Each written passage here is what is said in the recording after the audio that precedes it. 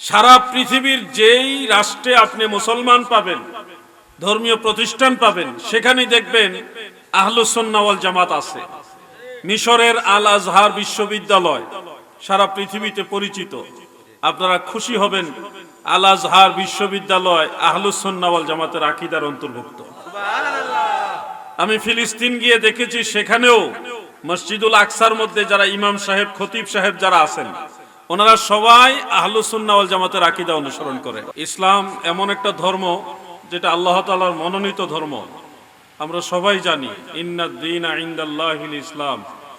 আমরা সবাই জানি ইসলাম আল্লাহ তাআলার মনোনীত ধর্ম, কিন্তু অনেকে জানেন না ইসলামের সবাই মূল ইসলামের লোক না। এর মধ্যে ৭৩ ফেরকা আছে, ৭২ ফেরকাই ভেজাল।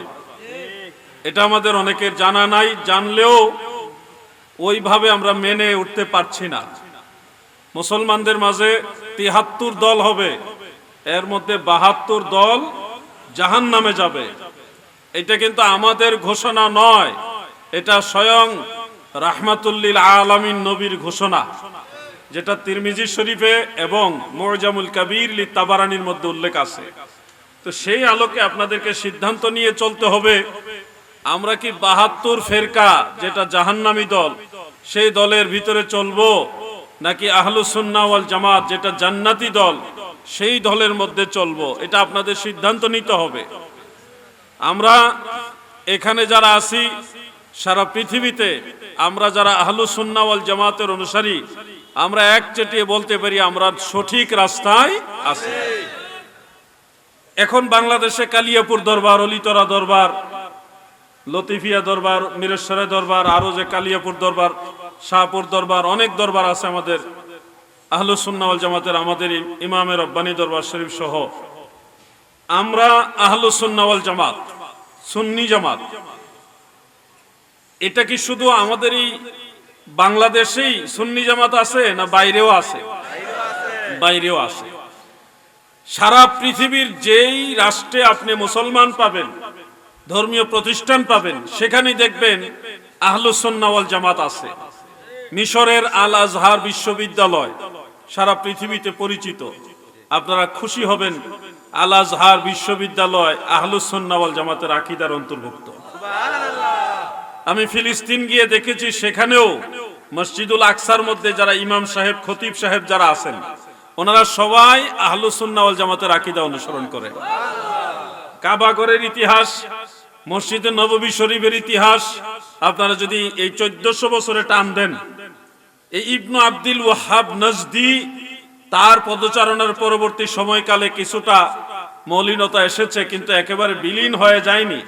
তথাপিও বলছি, 1400 বছর ইতিহাসে হারামাইন শরীফাইনের ইমাম যারা ছিলেন, আছেন, তারা কিন্তু আহলুস সুন্নাহ ওয়াল জামাতকে নাজাতপ্রাপ্ত দল, সঠিক দল হিসেবে মানে।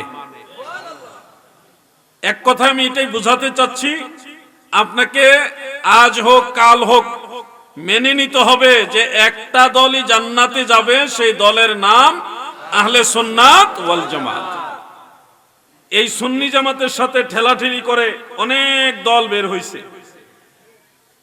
এই ইদানিং না, আগের থেকেই বের হয়েছে অনেক দল। দেখা গেছে আগে বলতো আমরা অমুক দল, কিন্তু এখন কোরআন হাদিস গবেষণা করে দেখে অমুক দল তমুক দলের ভাত নাই।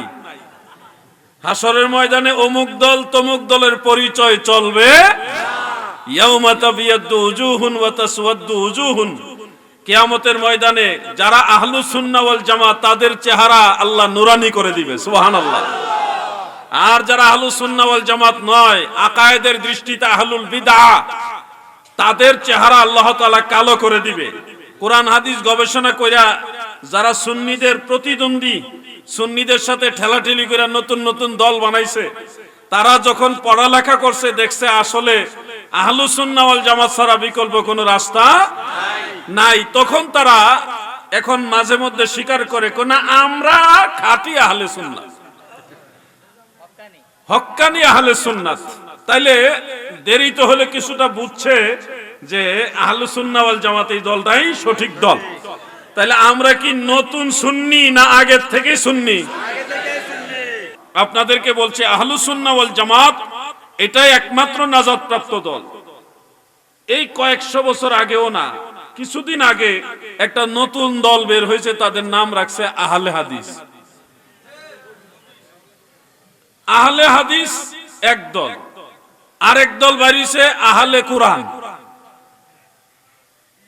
আরেক দল ছিল আহলে কিতাব। একটা হলো আহলে কিতাব, আরেকটা আহলে কুরআন, আরেকটা আহলে হাদিস। দল কিন্তু বড় বড় নাম দিয়ে, নতুন নতুন নাম দিয়ে বেরিয়েছে।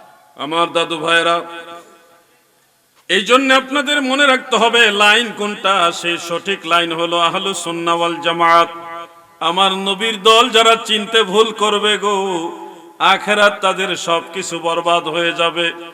ও কুমিল্লা চাঁদপুরের নবীর প্রেমিকেরা, মন দিয়ে শুনেন, এই ফিতনার যুগে বহু রঙের দল আসবে, বহু রকম রঙ্গিলা রঙ্গিলা শায়েখরা আসবে, এসে বিভিন্ন ধরনের কথা আপনাদের শোনাবে। যেমন আহলে হাদিস একটা দল বের হয়েছে, তারা বলবে আমরা হক, আমরা সহিহ হাদিস মানি। শুনেন, সহিহ হাদিস মানাই হক, এটা একতরফা বলা যাবে না। কেন? যে সব সহিহ হাদিস চাইলেও মানা যাবে না। সহিহ হাদিসের মধ্যে মানসুখ হাদিস আছে। সহিহ হাদিসের মধ্যে মানসুখ মানে রহিত হাদিস। যেমন